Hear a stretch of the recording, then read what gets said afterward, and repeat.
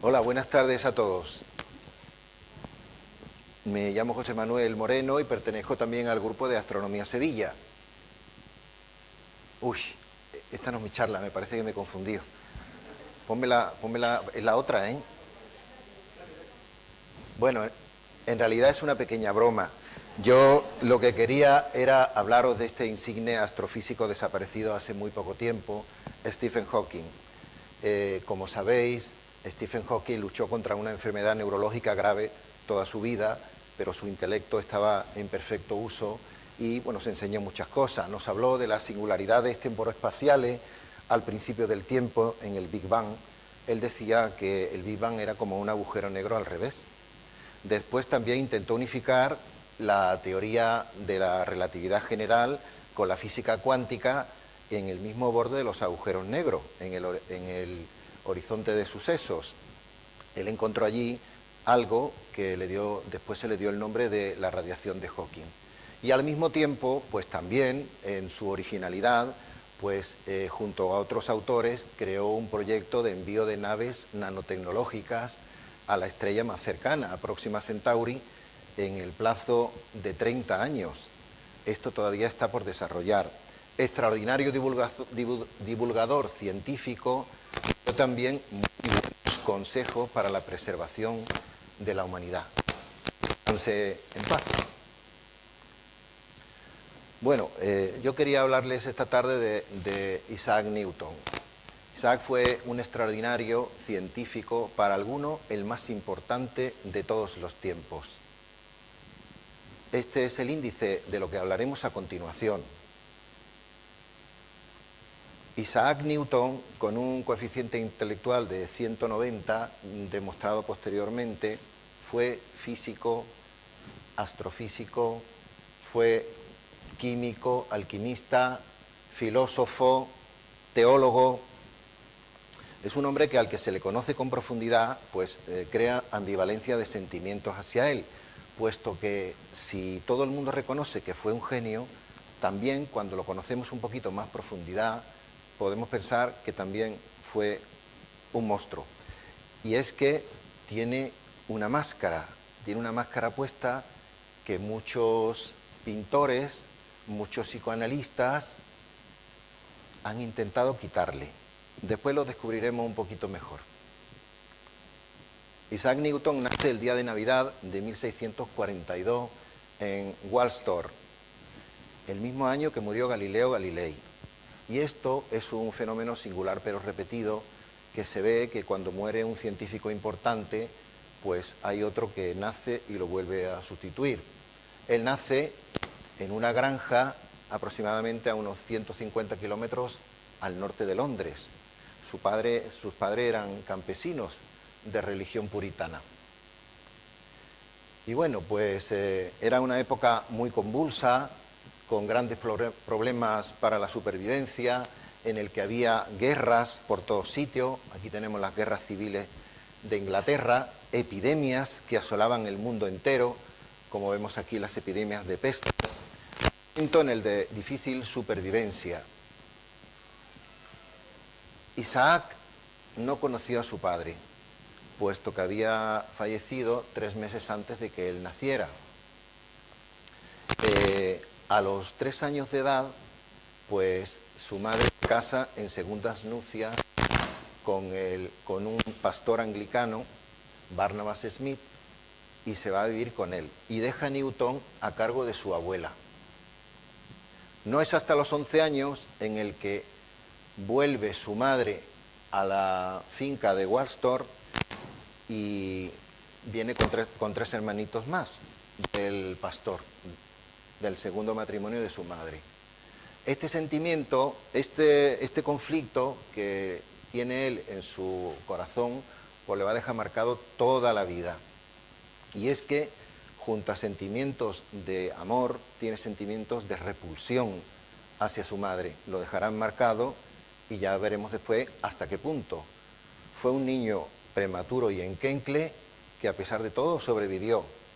Esto que veis abajo apuntado viene de unas cartas recién descubiertas donde él en aquellos años pudo desear tragedia para sus padres. A los 12 años, su madre lo manda al King School, al colegio, en Grantham.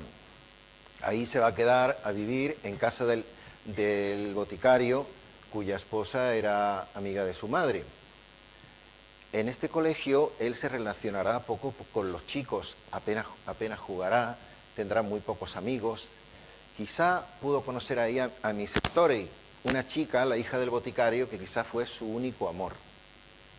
En el colegio no le interesaba para nada las materias del colegio, sino que él lo que quería era dibujar e inventar cosas. Y así pues hacía molinos de viento, hacía cometas con linternas para asustar a la gente, relojes de sol, juguetes para las niñas de su clase, todo menos estudiar. Fue a raíz de una pelea que tuvo con un chico mayor y más fuerte que él, al que tumbó, que se puso a estudiar y con intensidad hasta el punto de que fue el primero de la clase y destacado solamente para ridiculizar a los demás.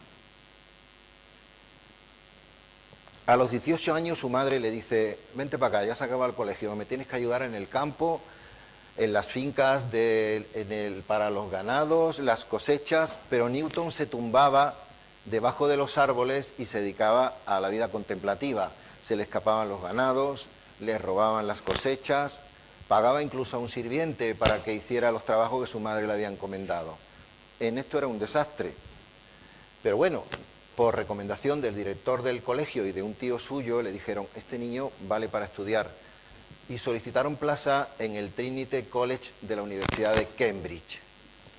Allí Newton trabajaría y estudiaría, estaría de estudiante sirviente, trabajando para otros chicos que muchos de ellos iban a la universidad solamente para pasar el rato. Y él pues tiene que ganar un dinerito para pagarse sus estudios. En la universidad irá poco o casi nada a clase, pero sí dedicará horas y horas a la biblioteca.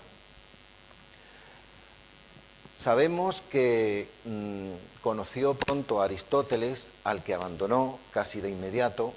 Después se centró en Galileo, arriba a la derecha, en Kepler y con mucho interés en Descartes. Se sabe que en solamente 2 años aprendió todas las materias que se conocían hasta el momento de filosofía natural, es decir, física y matemáticas, en solo 2 años. Él no quería saber nada de materias curriculares, solamente de físicas y matemáticas. En eso era el mejor. Su profesor, arriba a la izquierda, Barrow, sabiendo de las capacidades e intereses por Isaac, pues solamente lo alentaba a que estudiara y a que resolviera problemas hasta entonces sin solución, y le pasaba de esa manera la mano. A los 23 años termina la licenciatura y le ofrecen un puesto de trabajo de fellow en la Universidad de Cambridge.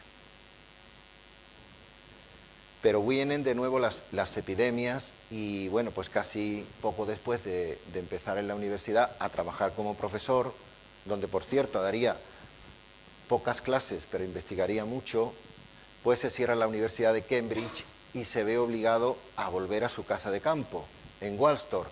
Allí estará durante 2 años dedicándose con un grandísimo esfuerzo a lo que a él le gustaba, la física y las matemáticas. Serán los mejores años de su vida, los famosos annus mirabilis. A los 25 años, solo a los 25 años, gana la plaza de catedrático de matemáticas, catedrático lucasiano de matemáticas de la universidad. En este puesto estará durante cerca de 30 años, prácticamente los mismos que estuvo Stephen Hawking. Eran tiempos duros, difíciles para los estudiantes. Él vivió allí en Cambridge, no dio demasiadas clases, mantuvo su cátedra e investigó mucho. Y allí tuvo ya de nuevo litigios con sus congéneres y otros científicos. A los 30 años, tras presentar su telescopio en la Royal Society, es admitido como un miembro más y pasa a formar parte de esta sociedad científica. Es una sociedad científica muy importante en la que él tenía que defender, pues, y todos los científicos tenían que defender sus proyectos, y bueno, pues una sociedad conocida en el mundo entero, donde también fueron socios Darwin, Boyle, Hooke, Petty, Leibniz, Franklin, fijaros los pesos pesados, Faraday, Wren, Huygens, Halley, Leeuwenhoek, Adam Smith, Einstein y Hawking. Y en esta sociedad científica, pues permaneció durante muchos años, pero admitía muy mal las críticas. Y en cuanto él ofrecía algo, proponía algo, si había cualquiera que decía no estoy de acuerdo, eso no es así, se retiraba. Realmente ellos tenían que defender todos sus proyectos delante de la sociedad científica antes de poder publicarlo. Después de las charlas de la sociedad científica, muchos se reunían después en los cafés de Londres para seguir hablando de ciencia. Bueno, pues tenemos que imaginar una escena en la que había pues 3 científicos importantes. Estaba Hooke, estaba también Christopher Wren y estaba Halley. Ellos tenían mucha información sobre órbitas planetarias, pero había algo que no les cuadraba. Sabían lo de las fuerzas centrífugas, pero había esa especie de efecto atractivo del Sol inverso al cuadrado de la distancia. Como no encontraban las ecuaciones, pues a Halley se le ocurrió preguntar al desagradable catedrático de matemáticas, Newton. Y bueno, pues como era un hombre muy amable, con mucha mano izquierda, consiguió una entrevista con él y le preguntó así: profesor, ¿cómo serían las órbitas de los planetas teniendo en cuenta que son atraídos según la ley inversa del cuadrado de las distancias? Y Newton le dijo: una elipse. ¿Y cómo lo sabe? Porque lo he calculado. Enséñeme sus cálculos. Newton se puso a buscar los papeles. No los encuentro, están por aquí, están por allí. Bueno, no se preocupe, se los mandaré. No sabemos si realmente había hecho esos cálculos de las órbitas de los planetas. Lo que sí sabemos es que los 2 años siguientes Newton se encerró, adelgazó, apenas comía, apenas dormía, su sirviente estaba preocupado por su salud y estudió mucho.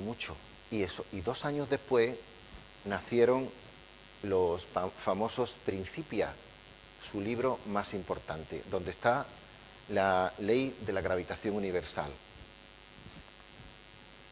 A los 47 años, después de un litigio con la corona que pretendía meter el poder eclesiástico en la universidad, eclesiástico católico en la universidad, y cambio de rey, pues es designado diputado del Parlamento inglés. Allí no lucirá mucho. Una vez que levantó la mano, todos dijeron que va a hablar Newton. Todos pendientes, dijo: por favor, que un ujier cierre la ventana que hay corriente. Entonces, allí él estuvo más bien como una estatua que no hizo nada. Gracias a sus conocimientos en alquimia y al reconocimiento popular, pues he nombrado director de la Casa de Moneda de Londres, la Royal Mint, equivalente a la Fábrica Nacional de Moneda y Timbre española. Y bueno, pues ahí velará por la acuñación de la moneda, sobre también, como él sabía mucho sobre las aleaciones, establecerá el oro como patrón monetario y cuidará también de los delitos económicos. Y allí estará también otro montón de años. Su vida fue muy larga. A los 61 años llega a ser ya el presidente de la Sociedad Científica de Londres. Y ahora pues ha llegado su momento. Ahora se va a enterar. Bueno, pues resulta de que ejerce su poder con autoridad, pero también con tiranía y despotismo. y la emprende sobre todo con sus principales enemigos, como fueron Robert Hooke, Gottfried Leibniz y Flamsteed. Estos tres científicos, todos geniales de renombre, fueron eclipsados y ridiculizados y menospreciados por Newton. En cuanto a Hooke, que conviene hablar levemente de él, pues decir que pudo ser él el que, al primero que se le ocurrió la ley de gravitación universal. Sin embargo, Newton fue el que dio sus ecuaciones y el que las publicó. En cuanto a Leibniz, pues posiblemente los dos al mismo tiempo inventaron el cálculo infinitesimal, pero fue Newton el que lo publicó primero. Y en cuanto a Flamsteed, el astrónomo real, gran observador del cielo durante toda su vida, el diseñador del observatorio de Greenwich, pues tuvo una grave polémica también, y es que Newton y Halley publicaron un catálogo estelar y Flamsteed dijo que le habían plagiado el trabajo de toda su vida. Flamsteed pidió dinero, compró una edición completa de ese catálogo estelar y lo quemó en público. He encontrado, después de mucha búsqueda sobre Newton, escasos pensamientos de modestia, pero este de aquí abajo es uno de ellos, y es que se interpreta como que en algún momento puedo pensar que gran parte de lo que él descubrió fue gracias a otros hombres, y decía que si he logrado ver más lejos ha sido porque he subido a lomos de gigantes. Poco después de esto, pues es nombrado Sir Newton por la reina Ana de Inglaterra. Y bueno, pues muere a los 85 años después de una grave enfermedad renal que lo tenía afectado durante gran parte de su vida, en una ceremonia extraordinaria, casi real, y sus restos son enterrados en la bahía de Westminster. Ya sabéis que es allí donde se casan los reyes ingleses, donde hacen los bautizos, pero también hay muchos personajes importantes, los reyes de Inglaterra, de Irlanda, de Escocia, científicos, músicos, escritores, por decir algunos, John Milton, Handel, Dickens, Rudyard Kipling, Laurence Olivier, el actor, Rutherford, Lord Kelvin, Darwin, y recientemente van a depositar los restos entre Darwin y Newton de Stephen Hawking. Hay junto a él un epitafio largo del que he entresacado esta frase: aquí yace lo que queda, lo que de mortal había de Isaac Newton. Tiene una capilla gótica muy bonita en la que vemos arriba a Urania, la musa inspiradora de la astronomía, una esfera terrestre. Newton está recostado sobre sus libros, dos angelitos le enseñan un mapa del sistema solar y abajo pues hay unos niños jugando con un prisma y con un telescopio. Bueno, pues estas son las aportaciones de Newton, Las enumeramos así rápidamente: método científico, ley de gravitación universal, puesto que es justo que comparta parte de la autoría con Hooke, las leyes de la mecánica clásica, la descomposición de la luz blanca, naturaleza corpuscular, teorema del binomio, cálculo infinitesimal compartido con Leibniz y el telescopio reflector. En cuanto al método científico, pues deciros que Los Principia, su principal libro, pues es el culmen, la cima de la revolución científica que había empezado en el siglo XVI con Bacon. Es decir, que desde este momento, a partir de aquí, ya nunca más se dará tanta importancia a los conocimientos per se, sino a la observación y a la experimentación. En cuanto a la ley de gravitación universal, pues es capaz de deducir una fórmula por la cual se mueven los planetas. Pero es que además, esa misma fórmula es la que rigen los movimientos de caída de objetos en la Tierra, y además es la fórmula que sirve para entender las mareas. Y bueno, pues como veis allí, la fuerza de atracción entre dos objetos es directamente proporcional al múltiplo de sus masas e inversamente al cuadrado de la distancia, con una constante G, constante gravitacional. Ahí tenéis arriba a la derecha puesta su ley de gravitación universal en pizarra moderna, ¿no? Las leyes de la mecánica clásica, para no aburriros rápidamente, la ley de la inercia, que todo cuerpo permanecerá en reposo o movimiento uniformemente rectilíneo, mientras que no haya otra fuerza que le haga cambiar. Es lo que sentimos cuando frena un coche en seco y parece que nos vamos a tragar el cristal. La ley de interacción y fuerza, que dice que cuando se mueve un objeto, la aceleración que toma es directamente proporcional a la fuerza que hemos aplicado sobre él. Y la ley de acción y reacción, y es que ante toda acción corresponde una reacción de igual magnitud, pero de sentido contrario. Es lo que le pasa a la ranita cuando salta para arriba, que las hojitas se meten debajo del agua. También, como hombre polivalente, estudió la luz blanca y bueno, pues nos hizo comprender la naturaleza de la misma. Él hizo estudios sobre su propio ojo, llegó a meterse incluso objetos sin punta en su propio ojo para ver los efectos que se producía, y también en cámara oscura. Hizo pasar un haz de luz a través de un prisma triangular y consiguió la descomposición de la luz blanca en los 7 colores del arco iris. Abajo tenéis un manuscrito suyo. Salieron los 7 colores del arco iris y después él aisló estos colores, le volvió a poner otro prisma triangular y ya no hubo más descomposición de la luz. Y él llegó a la conclusión: todos los colores están dentro de la luz blanca. También es artífice de la... Bueno, como complemento deciros que hasta entonces se pensaba que la luz siempre era blanca y que los objetos son los que tienen los colores, y cuando iluminamos con nuestro haz de luz blanca, el color lo da el objeto. No, los colores están dentro de la luz blanca. En cuanto a la teoría corpuscular, en aquellos tiempos pues también se hablaba de que la luz era una onda. Algunos recordarán a Huygens, también a Hooke, del que hemos hablado antes, pero él dijo que la luz eran pequeñas partículas que se movían a gran velocidad.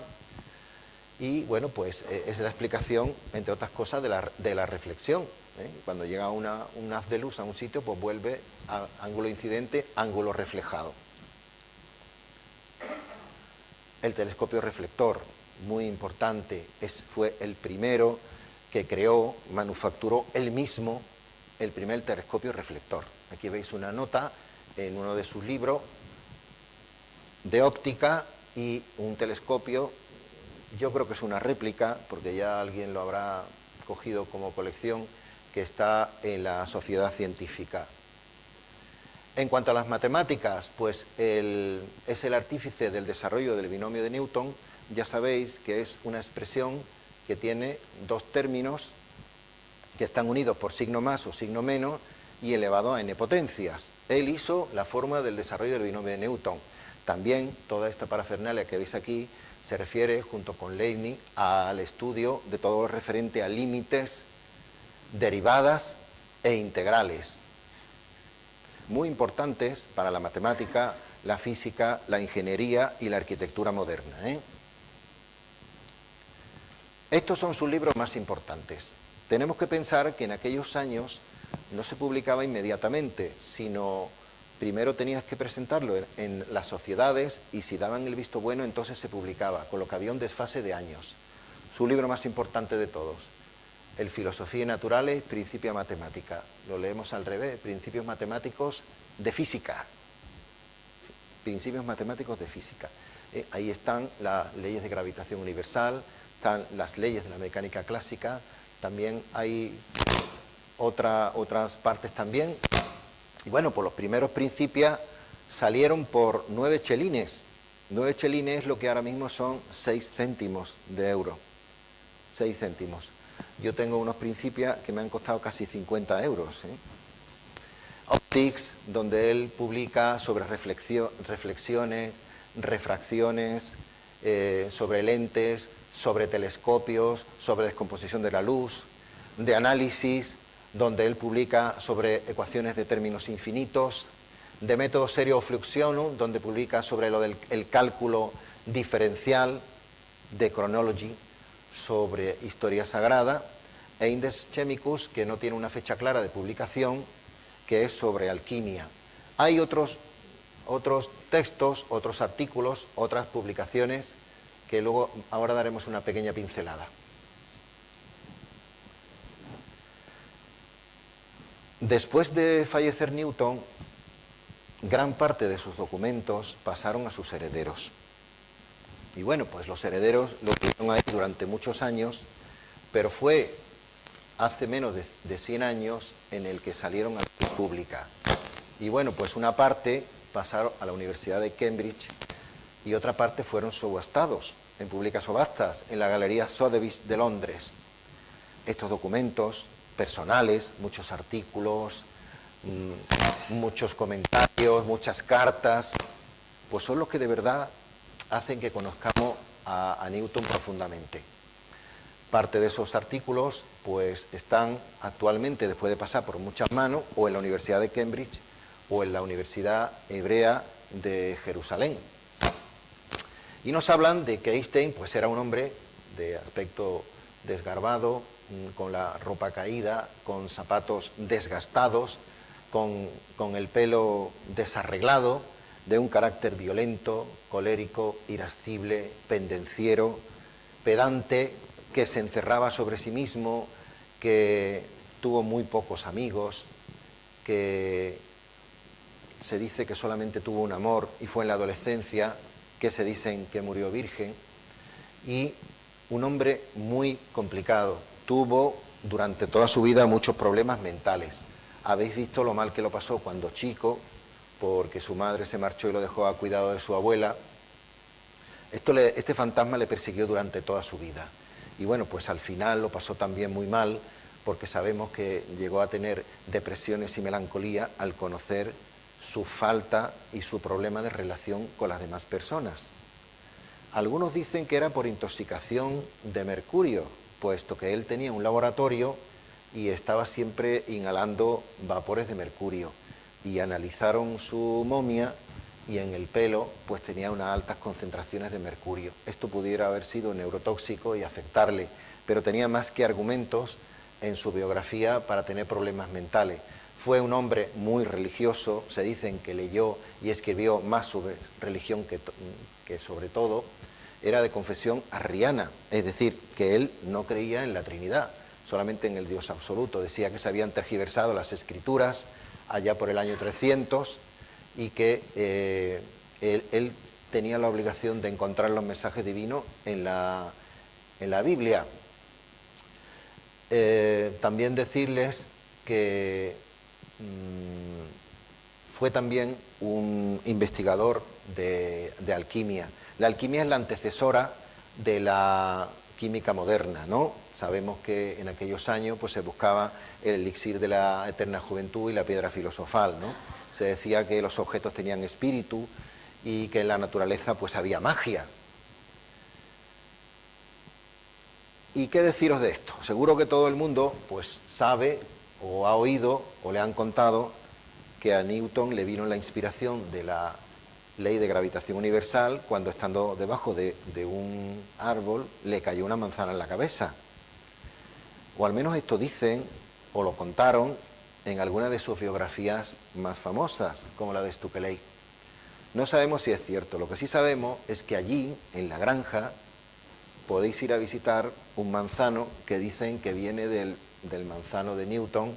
Tiene una reja alrededor porque la gente se mete y dicen que esto hace que se esté secando, y dice, este es el manzano de Newton. Y bueno, pues en el año 2010 cogieron un trocito de ese manzano y lo pusieron en órbita, lo metieron en el transbordador espacial Atlantis, y le dieron un paseíto. Bueno, realmente no sabemos si lo de la historia de la manzana es cierto. La teoría más aceptada es que fue una batallita, un cuento de un abuelito Newton, que lo vemos ahí, un abuelito Newton contando sus historietas al final de su vida.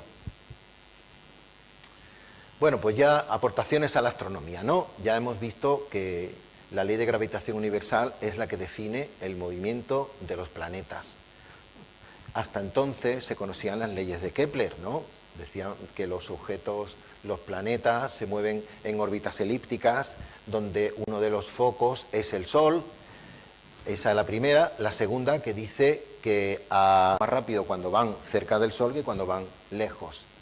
Y la tercera, que dice que el periodo orbital, es decir, que el tiempo que tarda un planeta alrededor del Sol, pues el cuadrado de ese tiempo orbital es proporcional a la tercera potencia de la distancia media al Sol. Esas son las leyes de Kepler, que todo el mundo se las creía, pero Newton fue el que estableció y conoció sus ecuaciones y el que las publicó.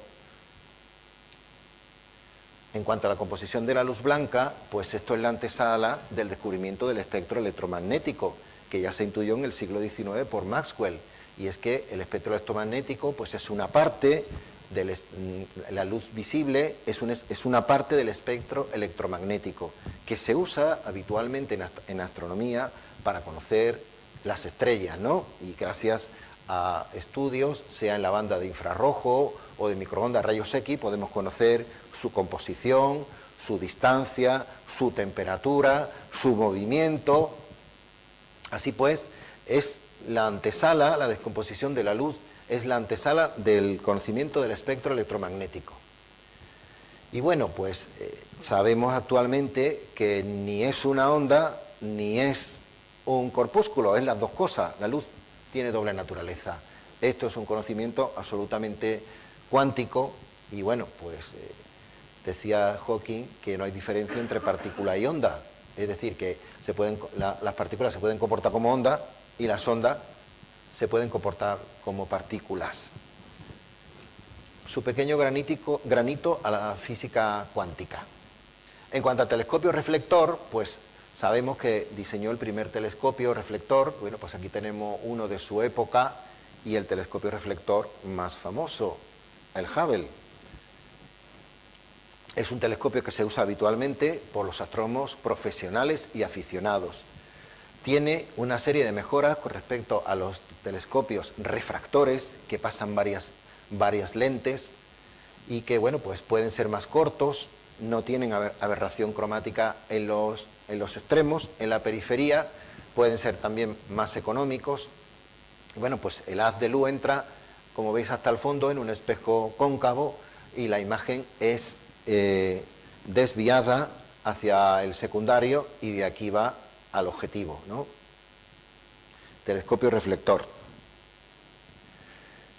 La ley de gravitación universal también predijo un hecho curioso, y es la precesión de los equinoccios. Y esto es que desde los griegos se sabe que la Tierra tiene un movimiento de bamboleo. No solamente tenemos rotación y traslación, sino que tenemos un movimiento. Yo cuando vi estas imágenes me acordaba del hula hoop. El hula hoop que teníamos, bueno, las niñas de nuestra época tenían el hula hoop. Y es esta especie de movimiento así de cadera que tiene la Tierra, y es que va variando su eje de rotación al cabo de los años. Cada 26.000 años vuelve al punto original. Y bueno, pues eso hace que varíe también el polo norte celeste. Ahora mismo lo tenemos en la estrella polar, pero variará y se irá a Vega y después se irá a Deneb y en 26.000 años volverá otra vez a Alfa de la Osa Menor. Por las matemáticas y por las ecuaciones de Newton se detectaron objetos que no habían sido vistos antes. Es decir, se vio que la órbita de Urano, pero también la de Saturno y la de Júpiter, se veía alterada por algo muy masivo que había más allá. No sabían lo que es, pero sabían que era muy grande, ¿no? Y bueno, pues no llegó hasta el siglo XIX, pues no se encontró esta maravilla que Le Verrier y Adams pues vieron por primera vez, que es el planeta Neptuno. Es decir, se detectó matemáticamente antes de haberse visto. Y bueno, ya 200 años y pico después de lo que era absolutamente un axioma y era una ley universal, las leyes de gravitación universal de Newton, llega Einstein y dice que no es así. Que le perdone Newton, pero todo esto no es más que una aproximación al mundo real. Él da sus teoría especial de la relatividad y teoría general de la relatividad y dice esto, que no tiene ni para quitar ni una coma, ni el tiempo, ni el espacio, ni la masa, son magnitudes fijas, solo la velocidad de la luz lo es. La constancia de esa velocidad de la luz implica dilatación del tiempo y contracción del espacio. Y a velocidades muy elevadas no sirven para nada la ley de gravitación de Newton.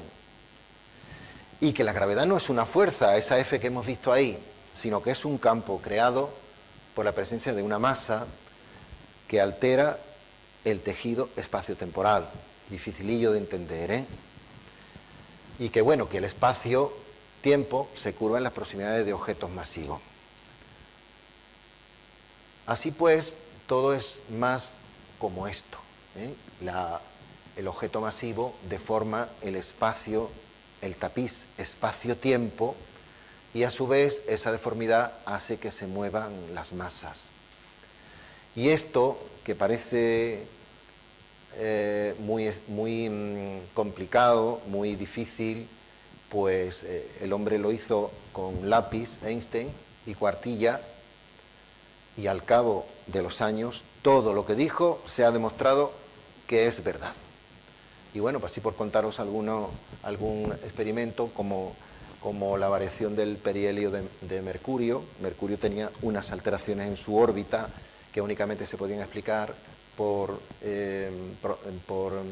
ecuaciones relativistas, o la desviación de los haces de luz en la proximidad de objetos masivos que se veían en los eclipses de Sol, o las lentes gravitacionales, donde se ve también desviación de esos haces de luz de las estrellas del fondo, o también pues se ven esos efectos gravitacionales en el efecto Zafiro o Sapiro, que es cuando se emite una onda electromagnética, pasa en la proximidad de un objeto masivo y se produce un retraso.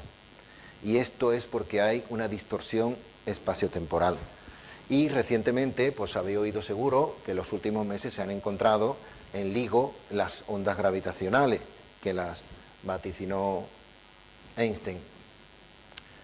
Así pues, no teníamos que haber empezado, debíamos haber dicho, nos vamos porque todo esto es mentira. Pues no, no es así. Y es que las leyes de gravitación universal y las leyes de la mecánica clásica sí sirven. Y sirven en las dimensiones en que estamos, en la superficie de la Tierra, para cálculos de estructuras, para vehículos, para lanzar una lanzadera espacial por la ley de acción y reacción. Sirve para hacer los cinturones de seguridad y que no nos traguemos el cristal. Y sirve también para hacer puentes, para trazar autopistas. Y también sirve para pasárnoslo bien, para hacer deporte y para reírnos, y utilizamos la gravedad. Y bueno, pues ya finalmente, para finalizar, os dejo 2 páginas de la Fundación Newton, abajo a la izquierda, para la tecnología y la ciencia, y abajo a la derecha la página de la biblioteca de la Universidad de Cambridge, donde tienen digitalizados los libros de Isaac Newton.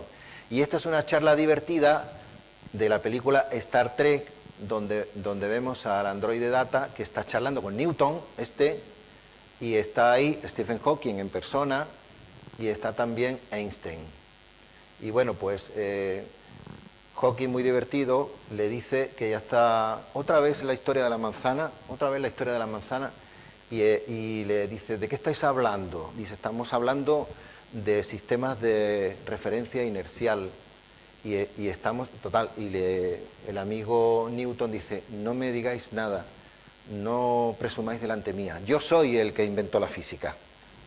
Y nada más, muchas gracias, ¿eh?